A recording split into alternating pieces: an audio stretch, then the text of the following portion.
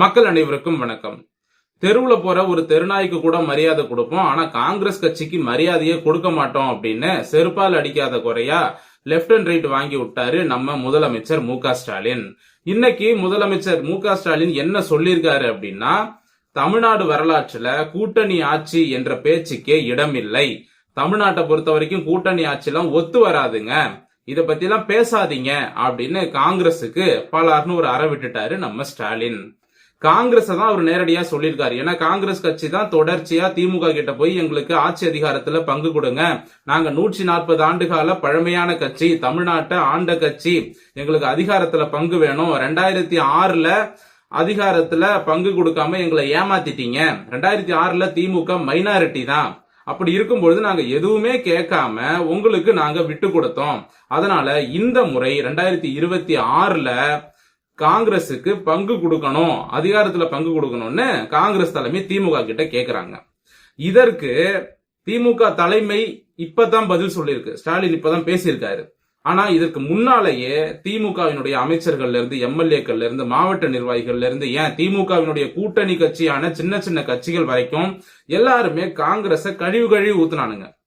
அதாவது விடுதலை சிறுத்தை கட்சியை சேர்ந்தவங்க என்ன சொல்றாங்கன்னா, எங்க ஓட்டுல தான் காங்கிரஸ் ஜெயிக்குது, காங்கிரஸுக்கு ஒரு தொகுதிக்கு 10 ஓட்டு கூட கிடையாது அப்படின்றாங்க. 10ல இருந்து ஒரு 100 ஓட்டு கூட காங்கிரஸுக்கு கிடையாது.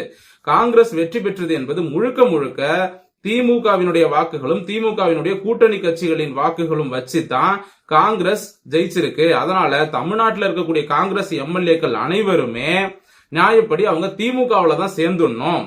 சோ காங்கிரஸ் கட்சிக்கு இங்க வாக்கு வங்கியே இல்ல அப்படின்னு கழுவி ஊத்த ஆரம்பிச்சிட்டாங்க.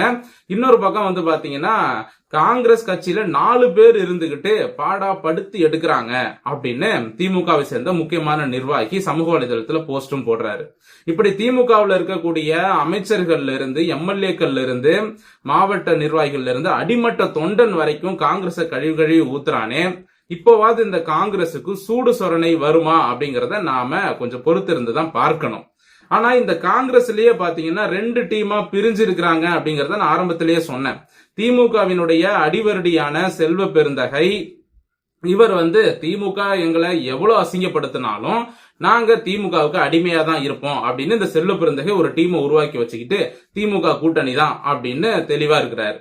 இந்த பக்கம் பாத்தீங்கன்னா, அதாவது காங்கிரஸ் இழந்த செல்வாக்கை, தமிழ்நாட்டில் இழந்த செல்வாக்கை மீண்டும் பெற வேண்டும் என்றால் திமுக முதுகுல சவாரி பண்ணாம விஜயோடு கரம் கோர்த்து விஜய்க்கு வரக்கூடிய அந்த இளைஞர்களின் வாக்குகள், இளம் தலைமுறையோட வாக்குகளை வைத்து தமிழ்நாட்டில் இழந்த சக்தியை நாம திரும்ப பெற முடியும் அப்படின்னு காங்கிரஸ் நம்புறாங்க. அது இன்னொரு டீம்.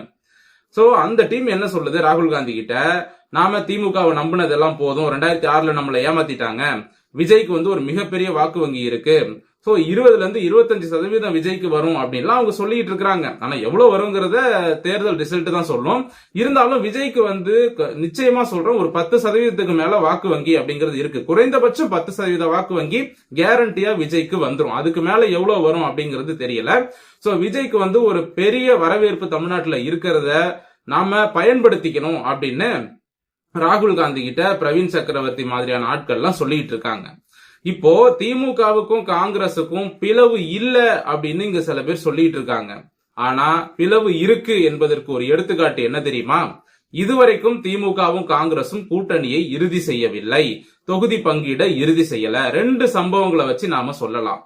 இதுவரைக்கும் திமுகவும் காங்கிரசும் ஒன்று சேர்ந்து கூட்டணி தொடர்பாக பேசவும் இல்ல, கூட்டணியை சீக்கிரமா முடிவெடுக்கல. சரிங்களா? First point. ரெண்டாவது பாத்தீங்கன்னா, இப்ப சமீபத்துல தொகுதி பங்கீடு குறித்து திமுக ஒரு ஆலோசனை கூட்டம் நடத்தினாங்க. அதுல பாத்தீங்கன்னா கூட்டணி கட்சிகளுக்கு அழைப்பு விடுக்காமல் இவர்கள் செய்திருக்கிறார்கள். பொதுவா கூட்டணி கட்சிகளுக்கு அழைப்பு விடுத்துதான் திமுக எல்லாத்தையும் முடிவு பண்ணுவாங்க இதற்கு முன்னாலலாம். இப்ப அதிமுகவும் தொகுதி பங்கீடு அப்படின்னா கூட்டணி கட்சிகளுக்கு அழைப்பு விடுப்பாங்க. ஆனா காங்கிரஸை அழைக்கவில்லை. இப்ப விடுதலை சிறுத்தை இந்த மாதிரி பல கூட்டணி கட்சிகளுக்கு மரியாதையே கொடுக்கல திமுக. ஆக மொத்தம் திமுக ஒரு போதையில இருக்கிறாங்க. என்ன போதை அப்படின்னா, நம்மளை மீறி தமிழ்நாட்டுல யாரு ஜெயிச்சிருவா, நம்ம தான் வந்து இந்த முறை வந்து மிகப்பெரிய அளவுல வெற்றி பெற போறோம் அப்படின்னு ஒரு அதிகார மமதையில திமுக ஆடிட்டு இருக்காங்க. அதனால கூட்டணி கட்சிகளுக்கு மரியாதை கொடுக்காம இவங்களே வந்து சில டிசிஷன் எல்லாம் எடுத்ததா சொல்லப்படுது. அதுவும் வந்து காங்கிரஸ்க்கு பிடிக்கல. ஆக மொத்தம் இந்த ரெண்டு சம்பவத்தில இருந்தும் தெரியுது திமுகவுக்கும் காங்கிரஸுக்கும் அந்த மோதல் அப்படிங்கிறது தொடர்ச்சியா இருந்துகிட்டு இருக்குன்னு. மோதலே இல்ல அப்படின்னா இந்நேரம் எப்பவோ கூட்டணி பேச்சுவார்த்தை முடிஞ்சிருக்கும், ரெண்டு கட்சியும் ஒன்னு சேர்ந்திருப்பாங்க. இன்னமும் வந்து கூட்டணி பேச்சுவார்த்தை முடியாம இழுத்துக்கிட்டே இருக்கு ஜவ்வு மாதிரி. அப்ப அதுல இருந்தே தெரியுது அங்க ஏதோ ஒரு சிக்கல் இருக்குன்னு. ஆக மொத்தம் இப்ப ராகுல் காந்தி என்ன முடிவெடுக்க போறாரு, அங்க சோனியா காந்தி என்ன சொல்றாங்கன்னா, எப்ப நம்ம திமுக கூடயே போயிடும் அப்படின்னு அவர் சொன்னாலும் இல்ல காங்கிரஸ வந்து திமுக காரங்க மதிக்கவே மாட்டேங்கிறாங்க, ரொம்ப மோசமா ட்ரீட் பண்றாங்க, இதற்கெல்லாம் பதிலடி கொடுக்கணும். இந்த முறை வந்து நாம திமுக கூட்டணியில இருந்து விலகி வந்து திமுகவுக்கு போக வேண்டிய வாக்குகளை தடுக்கணும். பல தொகுதிகள்ல நமக்கு செல்வாக்கு இருக்கு, கன்னியாகுமரி, சிவகங்கை, இந்த மாதிரி தமிழ்நாட்டுல பல தொகுதிகள்ல காங்கிரஸ்க்கு இன்னமும் செல்வாக்கு இருக்கு அப்படின்னு நாம நிரூபிக்கணும். 12% வாக்கு வங்கி இருக்கு அப்படின்னு பிரவீன் சக்கரவர்த்தி சொல்லிட்டு இருக்கிறாரு. காங்கிரஸ்க்கு தமிழ்நாட்டுல இருக்கான் 12%. ஆக மொத்தம் இந்த திமுக காங்கிரஸ் கூட்டணி என்பது ஒன்று சேருவதற்கான வாய்ப்பு அப்படிங்கிறது கொஞ்சம் கொஞ்சமா குறைஞ்சிக்கிட்டே வருது, மோதல் அதிகமாயிட்டே வருது. என்ன கேட்டா காங்கிரஸ் வந்து இழந்த செல்வாக்கை மீட்கணும் அப்படின்னா விஜய் கூட சேர்ந்து மறுபடியும் வரலாம். திமுக கிட்ட போனாங்க அப்படின்னா திமுக காங்கிரஸை அடிமையாகத்தான் பார்க்கும். அதாவது ஒரு தேசிய கட்சி, 140 வருடம் பழமையான ஒரு தேசிய கட்சியை திமுக அடிமையாகத்தான் பார்க்கும். செல்வ பெருந்தகை மாதிரியான ஆட்கள் எல்லாம் தூக்கி போட்டுட்டு ஒழுங்கா காங்கிரஸ் தனியா ஒரு கூட்டணி அமைச்சு, இப்ப விஜய் வந்து பிஜேபி பக்கம் வந்திருந்தாருன்னா இந்நேரம் பிஜேபி விஜயை தூக்கி இருக்கும், விஜயை எடுத்துக்கிட்டு இருக்கோம். அவங்க வந்து ஒரு பெரிய சக்தியா வளர்ந்திருப்பாங்க, விஜயை பயன்படுத்தி இருப்பாங்க.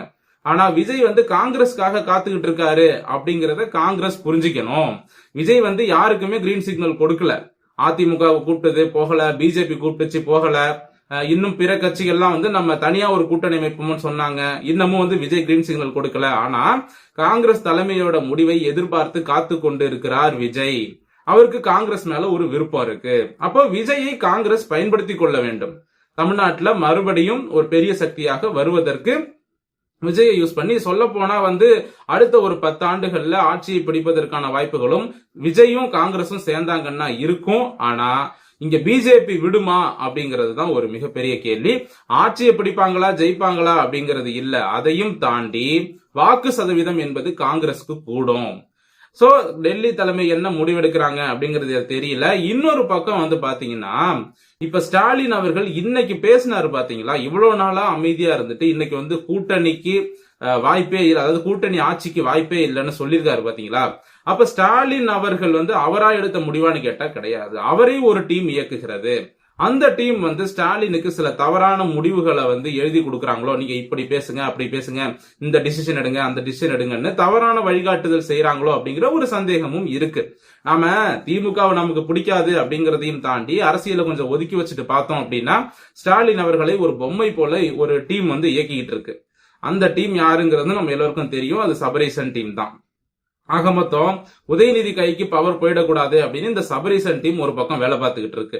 திமுக வெற்றி பெற்று விட்டால் உதயநிதிக்கு அதிகாரம் கிடைத்துவிடும், உதயநிதி பவருக்கு வந்துருவாரு, அப்ப திமுக வெற்றி பெறக்கூடாது என்று திமுக கட்சிக்குள்ளேயே சபரீசன் டீம் வேலை பார்க்கலாம். அதற்கான வாய்ப்புகளும் இருக்கு. உதயநிதிக்கு எதிராக இருக்கக்கூடிய ஒரு டீம் வந்து திமுகவுல இருக்கு.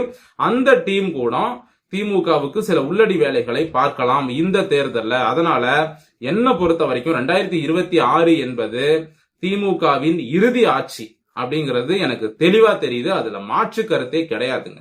ஆக மொத்தம் இந்த 2026 சட்டமன்ற தேர்தல்ல யாரு வெற்றி பெறுவா யாரு தோப்பா அப்படிங்கிறது தெரியல, பொறுத்திருந்து பார்க்கலாம். இந்த காங்கிரஸ் திமுக கூட்டணி சேருமா அப்படிங்கறத நாம வெயிட் பண்ணி பார்க்கலாம்.